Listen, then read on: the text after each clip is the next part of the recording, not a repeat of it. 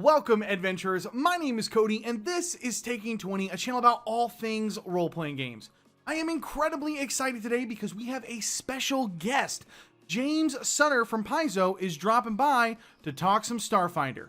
I hope you guys are ready. Let's get started.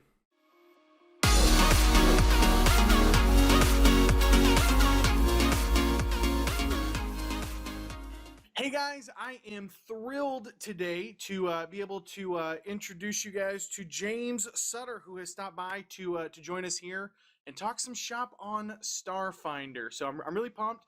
James, I got to tell you, I'm really excited to have you here, man. Thank you for taking time out of your busy schedule to grace us with your presence, if you will. Hey, my pleasure, man. As I was saying, this is the first time today I've actually been able to sit down for 5 minutes and, think about something other than getting this book out. So you got to get on Starfinder, man. We're all excited about it. Oh my God, yeah. Well, here's the deal. I might be a little bit of a Paizo fanboy. I might have played Pathfinder once or twice. So Yeah. With the announcement of Starfinder, I have been following along, and I got to tell you, I'm pretty excited. But for those who may not have heard the news or seen the release notes on Starfinder, can you maybe go into a little bit of detail on kind of what is Starfinder and kind of what sets it apart from other role-playing games in this kind of genre? Well, so Starfinder is a standalone role-playing game that shares a lot of DNA with Pathfinder, but is based on the Pathfinder rules system, but is its own thing. It's its own evolution of the rules. And the big difference is that it's a science fantasy game. It's not pure fantasy like Pathfinder, but it's also not pure science fiction like a Star Trek or something. It's really that in-between blend where you've got, from the very beginning, we were saying, space wizards and laser ninjas. That's what we want out of this thing. And the idea to take, in sort of another parallel, and I'm always reluctant to go to somebody else's properties, when trying to describe a thing, but I think it's easiest to have those touchstones like Star Wars, Shadowrun, The Fifth Element, Alien, Eclipse Phase, Event Horizon. Like, there's so much good science fiction and science fantasy media out there. We're really trying to make an engine that you can use to play a lot of different types of games. But so the basic idea is this is set in the same universe as Pathfinder. In the same setting. It's a Galarian solar system, but thousands of years in the future when Galarian itself has gone missing. And so it's very much a game of spaceships and exploration and going out. The setting only recently got sort of cheap, widespread, faster than light travel. So you're kind of still at the start of a land rush as people go out to the millions of different worlds in the galaxy to go fight monsters and meet alien cultures and find cool alien technology and bring it home, or establish colonies, or figure out what happened to Galarian and the secrets behind some of these big mysteries in the setting. Well, that was actually like one of the first things that jumped out to me when you guys were first talking about it. With I think you're calling it the Gap, right? Is what it's called? Yeah, exactly. Where Galarians disappeared and nobody knows what's happened. So I have a question for you guys, and I know you can't tell me the answer, probably the truth, but Sure. Do you guys have an idea behind the scenes, like, or are y'all just leaving it totally vague, like we're not even going to write that? No, we totally know, and I actually just came from a meeting where we were discussing exactly this. But we think it's very important, kind of like in Pathfinder, the death of Aridin is like sort of the big central mystery. In Starfinder, the central mystery really is the Gap, actually. The disappearance of Galarian is very important to the people in the system that Galarian was formerly in. There's a whole lot of humans and other creatures that came from Galarian that now live on this place called Absalom Station, which is a vast space station in Galarian's former orbit. And that's kind of like the home base, the Babylon 5 of our setting, that kind of thing. But that mystery of what happened to Galarian isn't super important to somebody 3 star systems over who maybe never had heard of Galarian, but the Gap has affected this entire, the entire galaxy, the entire really multiverse. Because even so, I realized we didn't actually explain what the Gap is. So the Gap, in it, basically what you've got is you've got sort of this period of history that represents here. Actually, I realize this is a video call, so I can actually use my hands to right, talk. we can do this Finally, yeah.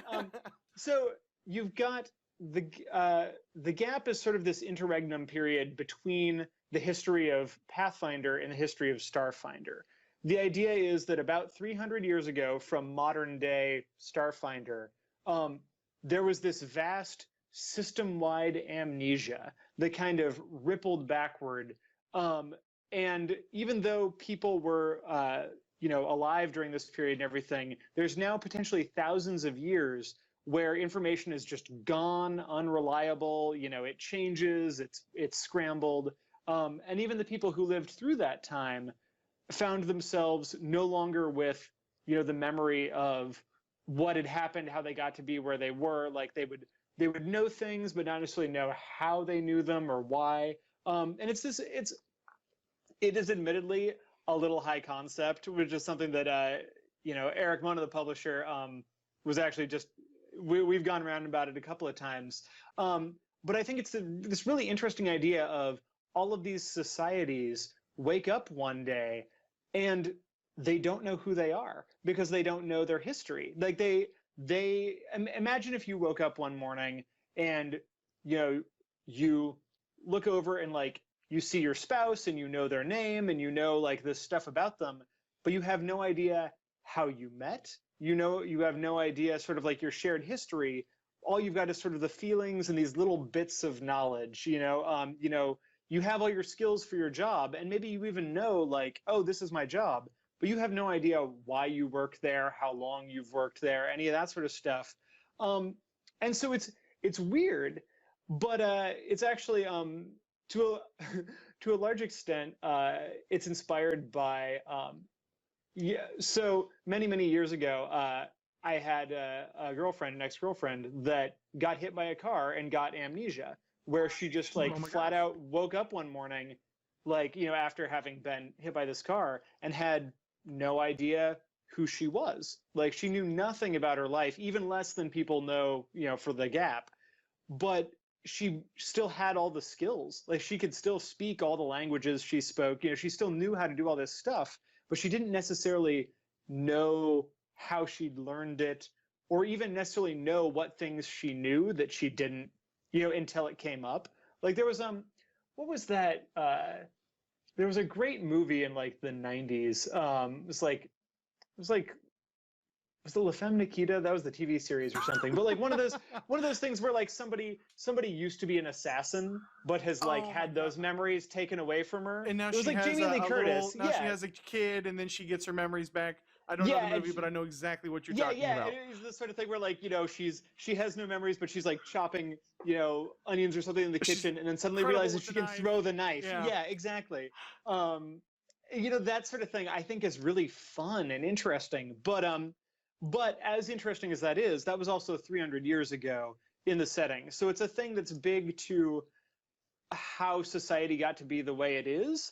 But people nowadays don't really care that much about the gap. That happened 300 years ago. Like everybody's focused on their own lives, the moment, going forward. They've got this universe to explore and money to be made, and great scientific and magical discoveries. That's what everybody's focused on.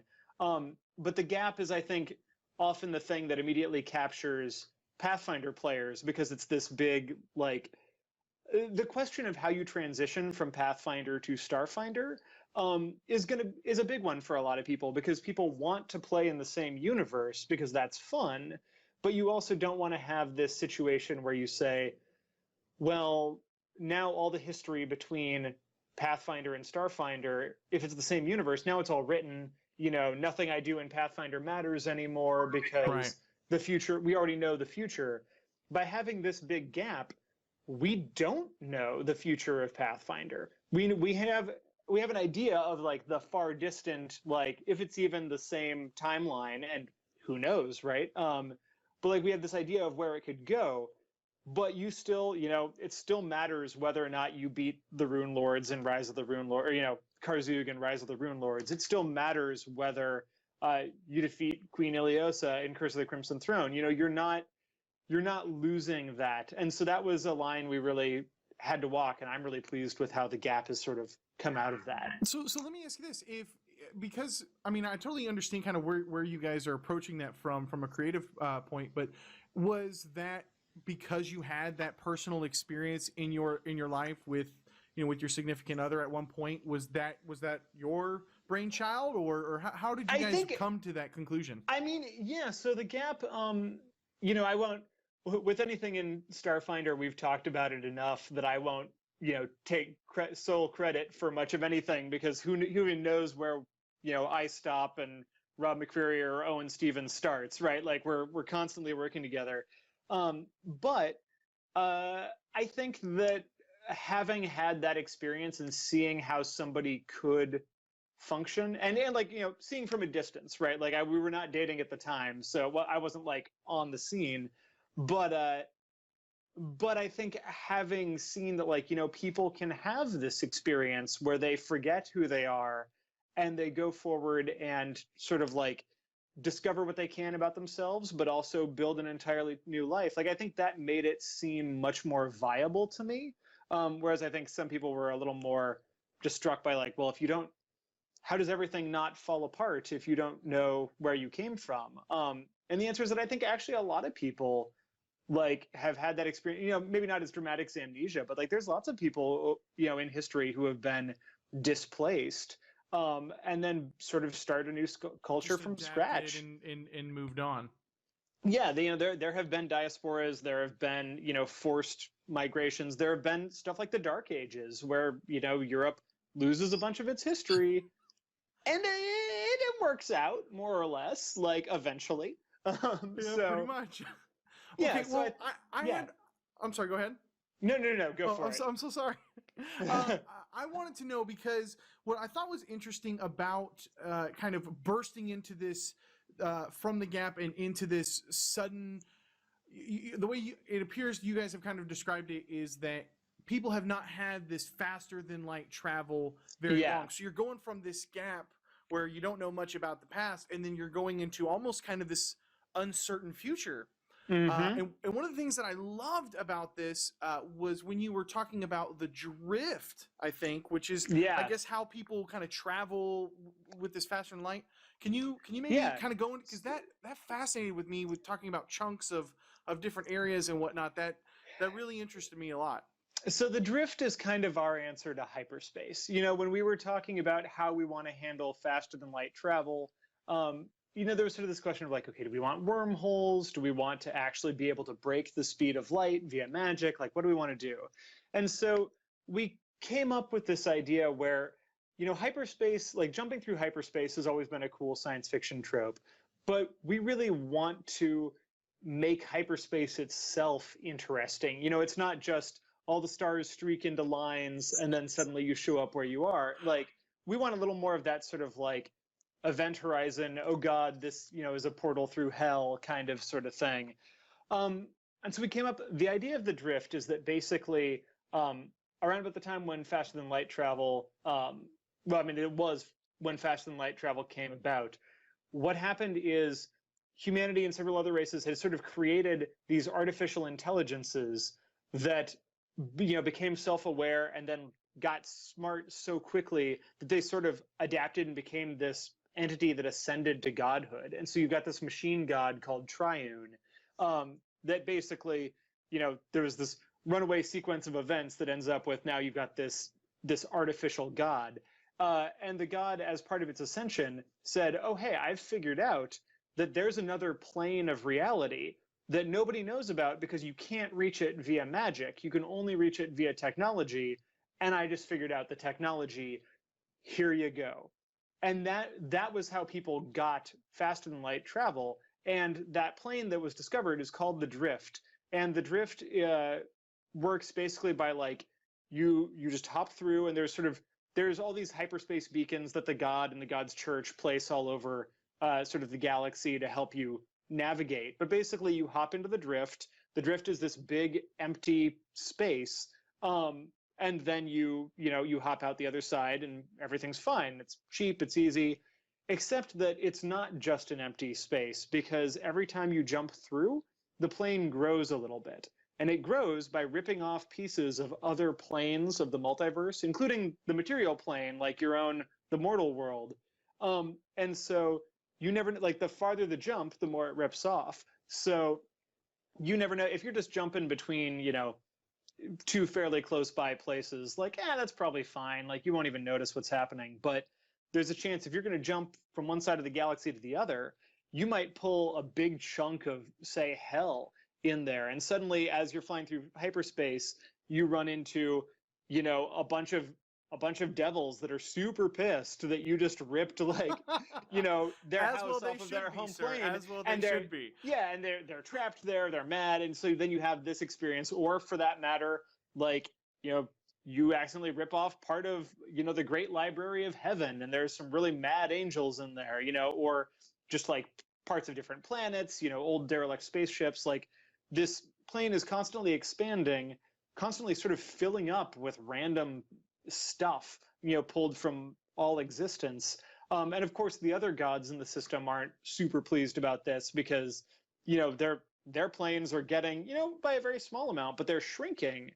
And like this triune guy, this machine god is getting a steadily larger and larger domain and more power. And so there's kind of this whole tension where nobody really knows why it works this way, and if there's an ulterior motive for triune, and what the story is.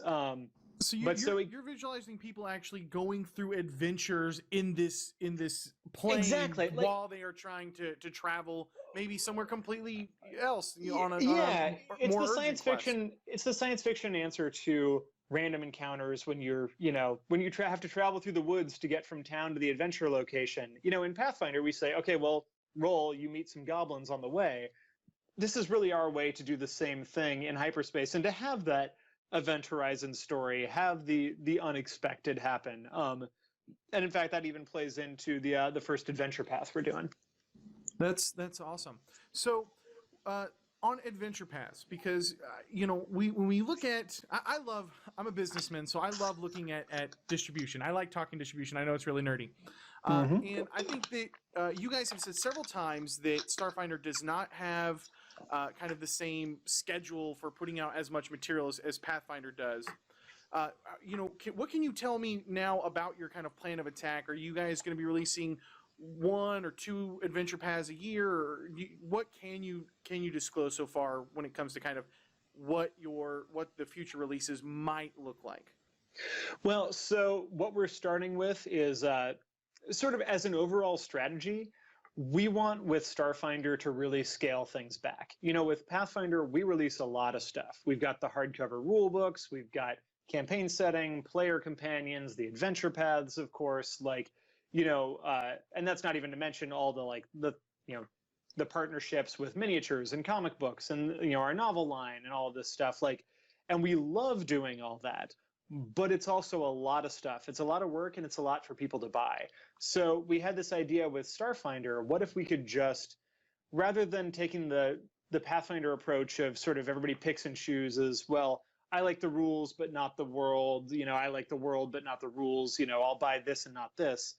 What if we just had Starfinder, there's kind of, one line, one subscription, it's just get all the Starfinder stuff. And so toward that end, we're going to do a couple of big hardcovers a year.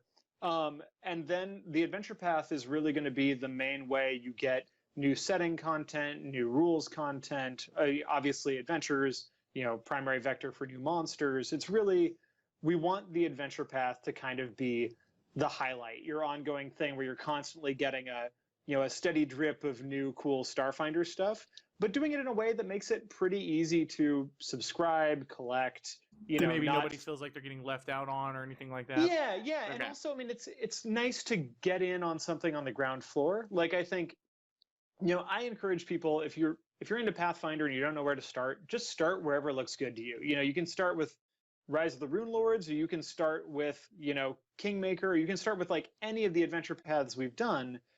But I think there is an appeal to, when you're looking at a shelf of, over 100, adventure path volumes from Pathfinder, to be able to look over at Starfinder and go, oh, I can get in on the ground floor and I can have literally every word they've ever published for Starfinder and maybe it's cheap enough that I can continue to collect Pathfinder too. We recognize that the audience has a lot of crossover. People who are playing one are probably going to be interested in the other to a large extent. So we were very aware that like there are some problems with if we wanted to come out with everything that we do for Pathfinder. If we tried to do the same thing for Starfinder, it would be too much for us, but it would also probably be too much for the fans. So we're going to try and start relatively slow. And will we eventually grow? Possibly. I mean, we've been really amazed and heartened by the fan response to the game so far, but we really want to take things slow and make sort of every word count. Sure. I mean, that makes sense because I mean, even myself, who I played Pathfinder for 6-7 years, and when I try to introduce new people to it, I mean, James, I think you're right. I think that it can be overwhelming to them when they look, at the SRDs and stuff, and they see that there's a lot of material. Obviously, I try to tell them, hey, calm down, it's fine. I'm running the game. You're gonna be fine. Yeah. You'll survive. But yeah, I think it can be a little daunting. So I'm looking forward to that for Starfinder to be something that I know that I can pick up kind of all the material on. Yeah. Well, and also I think I should note that so it is a standalone game. It is different than Pathfinder. There have been some significant changes to the mathematics behind the system and whatnot, but it's very much I've been using this term conceptually compatible. Like it is similar enough to Pathfinder that if you've played Pathfinder, like much of the game is going to be similar to you. Like exactly which actions you can take and how things work. There are changes. Do not get me wrong. There are plenty of changes to how the system works. But like you're still going to roll your d20 and check your skills and make your attacks. Like it's not there are still feats and classes and all of these different things that are not really all that different in terms of the overall gameplay style.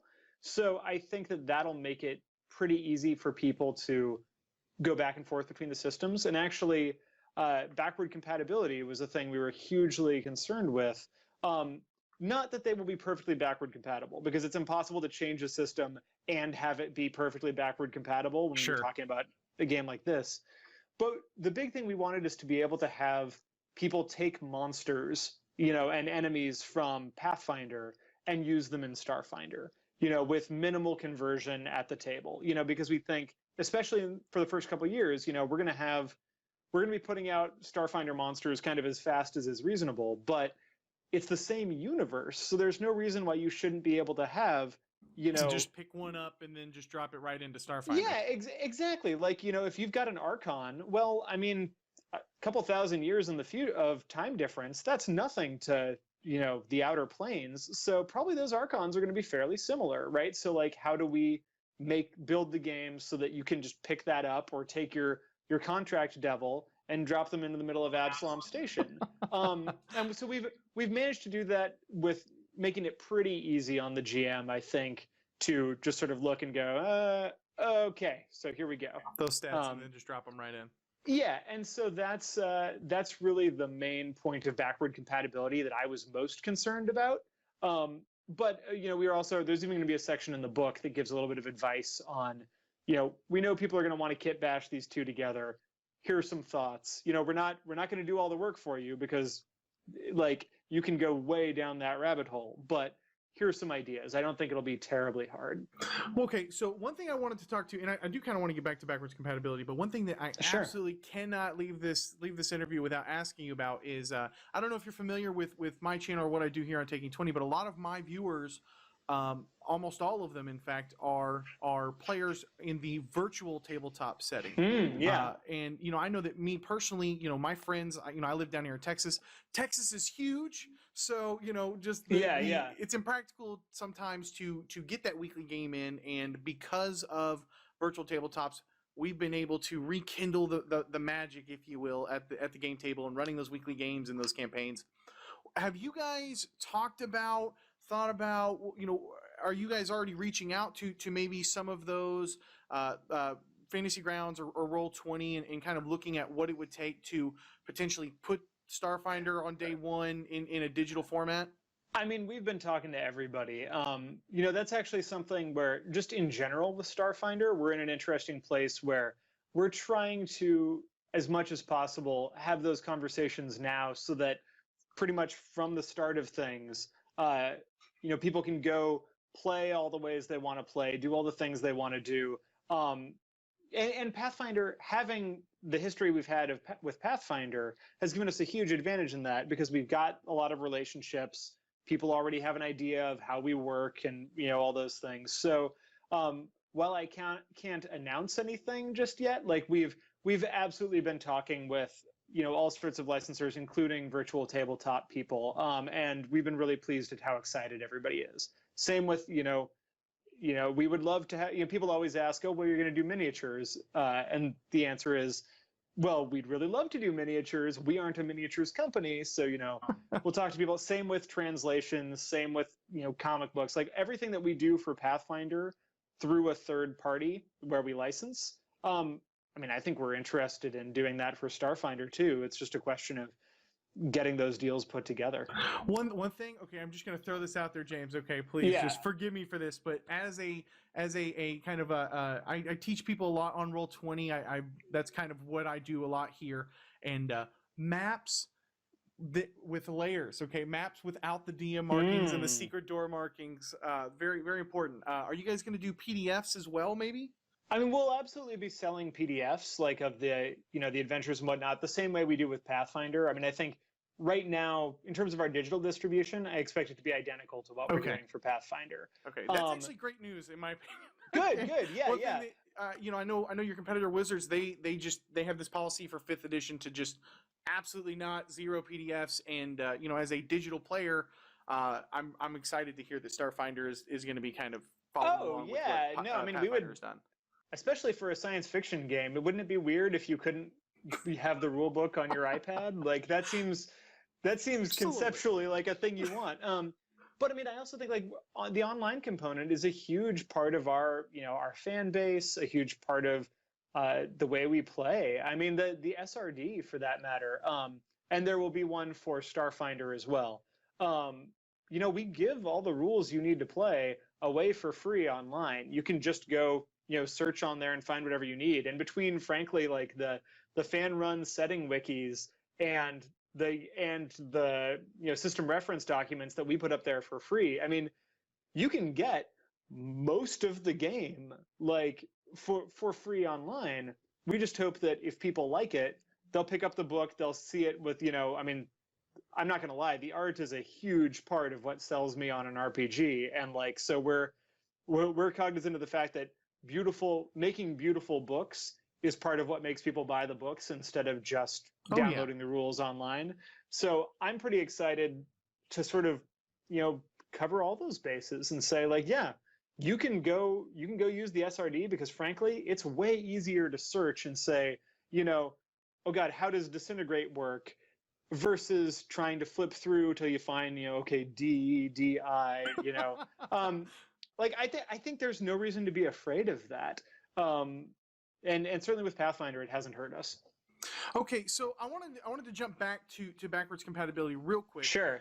Because I was curious on if you had any thoughts on kind of what you guys had scrapped, for lack of a better word, from Pathfinder that didn't make the conversion or the jump over to Starfinder, and what did you think maybe was the most important thing that you were like, no matter what, this is absolutely coming back over to Starfinder? Oh geez. Okay, what is I'm trying to think of what I can talk about, like what secrets. Like so I would say the biggest change that we've made that is sort of straight up I can admit is like the way weapons are done is very different now. It's the sort of thing that we wanted the math to be different for two reasons. For one, because we wanted to better model sort of the way we thought that science fantasy technology might work with wanting to upgrade your stuff and whatnot. It's not just I take a long sword and then that long sword steadily gets more magical. Because we thought that, I mean, first off, actually, I should talk about these separately. But this is how I always go. It's bouncing a million different ways. But but so the math underlying the economy is very different. The damage economy is very, very different. And part of that was for backwards compatibility, so that if you've got, a first level barbarian running in with a longsword, and you've got a first level soldier with an assault rifle, the soldier should win. That's part of our, sort of sense of realism, is like, no, you shouldn't. You should be better if you have got a laser cannon than if you've got a spiked mace, right? And so we couldn't just file off. I guess we could have just filed off all the names from crossbow and written in laser gun, and that was in fact certainly I pitched that early on, like, wow, wouldn't that be easy? But we talked it around a lot, and there was an idea of like, okay, let's try this different system where it's more the scaling is different. There's more weapons that you can trade up over time. So you start out with your little laser pistol, and then you get your big laser pistol, and then you get your super epic laser pistol. But part of this also goes in with the role of magic in the system is very different, because in order to have a game that felt really science fantasy, Pathfinder is mostly magic. We've got gunpowder, here and there, and we've got, Numeria and places where there's alien technology. But for the most part, anytime you want to do something that's not medieval level tech, in Pathfinder, it's all magic. So in order to have technology take more of a role, magic had to take a step back.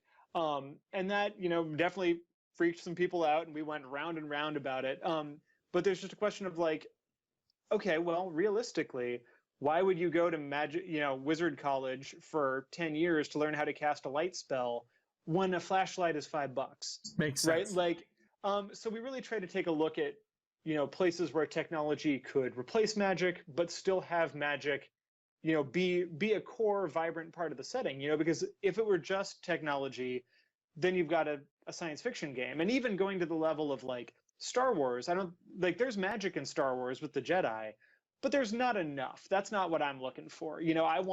So if you've got an assault rifle, I want you to have a big old magical rune on it that's, doing some sort of cool effect. If you've got a chainsword, I want it to be holy and better against demons. I want there to be that integration of magic and technology, because that's the interesting part for me. A little more closer to sort of the way, and I've said this a couple of times, but what Shadowrun was to cyberpunk, I would like Starfinder to be to space opera.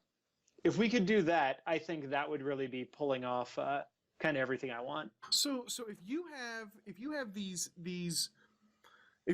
this kind of new technology of faster than light travel with this new plane of existence in the drift, Yeah. and you're looking at having these items kind of grow with magic, with kind of mixing both tech, how are you envisioning, because I know that magic items and equipping your guys in Pathfinder was such a big deal to a lot of more mechanical players.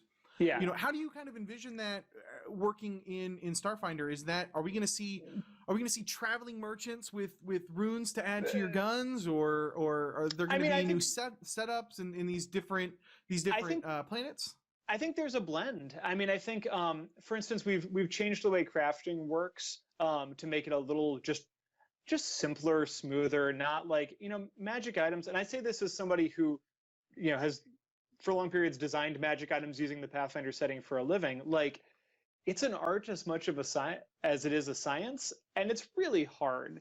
And so, we kind of just like stripped out some of that and said, you know what, like, we can make crafting simpler. We can still have that be an option, but in a lot of cases, it's not going to be an instant money factory, right? Like, we don't want to get into the position where the best thing for your technomancer to do is sit around making, magic items all day. Like, we want them to go on adventures. So we very specifically changed some rules to try and make adventuring more the focus. And part of that is also the result of industrialization, right? Like, you can make, like in the modern era, it's actually more expensive for you or me to try and like build a computer from parts than if we just go out and buy a computer, right? Like, if we're trying to solder our own chips, like, we're going to spend way more money. And so there's a little bit of realism there where it's like, in a lot of ways, the cheapest way to get gear is to buy it from Abadar Corp, which has, stores on every space station. So what you're saying is Starfinder is Pathfinder with the assembly line added in. Yeah, because I think that that's really an interesting, interaction of like, okay, once you introduce, the assembly line to Magic, how does that meet? How does that mix? What sort of weird what areas are still fundamentally a magical thing, and what areas have been totally replaced by technology, and where are the two synthesized? We sort of assume that in most cases in Starfinder, they're really going together. But to get back to sort of the more basic question, like for instance, we've thought for a long time that there's what you call, the Christmas tree effect, right? Where everybody's got in Pathfinder a bunch of different body slots, and everybody's trying to make sure that they've got, the right item in every one of all their bajillion slots. I've never played Pathfinder before, I promise. yeah, exactly. But like, just in case somebody out there doesn't know what I'm talking about. But like, we think that that's not necessarily fun.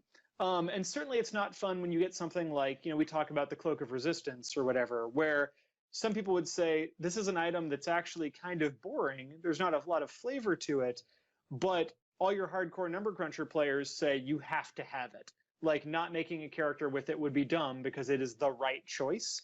And so we really, with this game, tried hard to adjust the math for things like bonuses, accuracy bonuses, damage bonuses, armor bonuses, to just sort of pull things back so that there would be less one right choice and more of a range of things that would be useful for many different characters. In the same ways, like, we've adjusted the way some of the races work to try and make it easier for people to have different race class combos and not feel like there's one optimized one.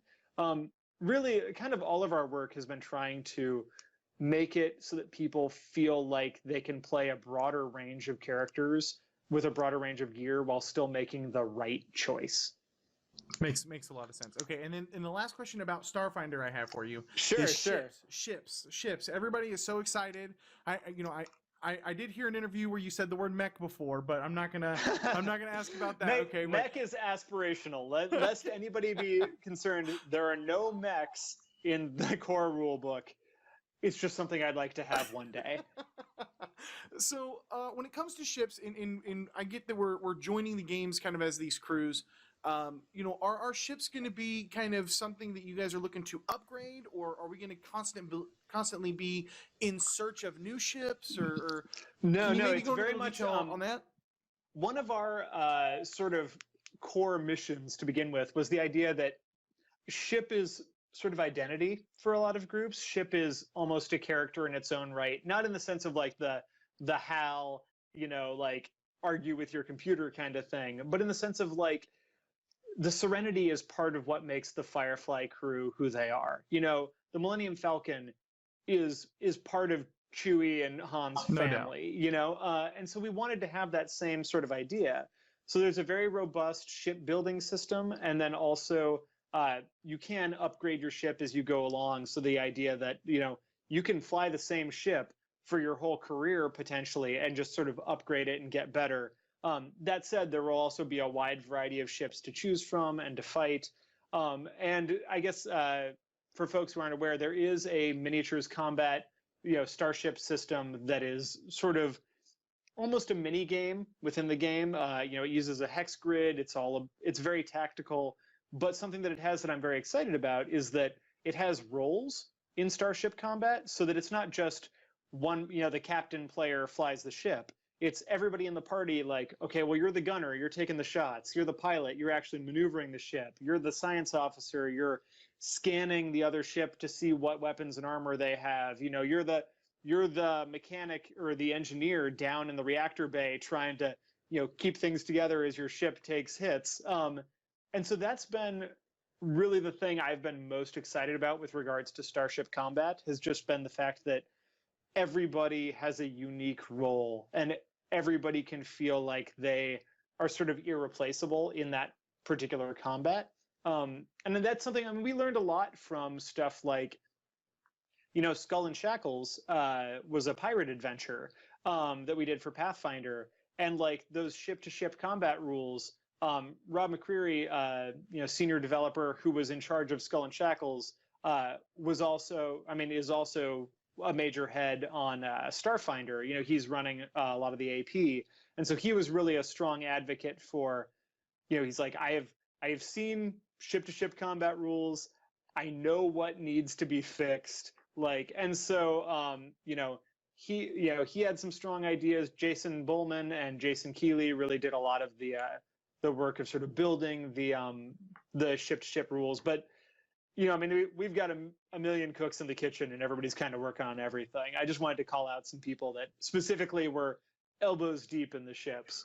Well, I'm totally excited about Starfinder. I cannot wait to get into the ship-to-ship combat. And before I let you go, James, I thought we'd have a little bit of fun. We're going to rifle through these. We're going to play a quick game called Fast Answers. I'm just going to rifle through some fun stuff for you, if you don't mind, and then we'll let you get out of here, okay? Sounds good. All right, on your mark. Are you ready? Yeah, I'm ready. How fast are we going here? as fast as you want to go. All right. I'm just going to rifle off. It's not a lot.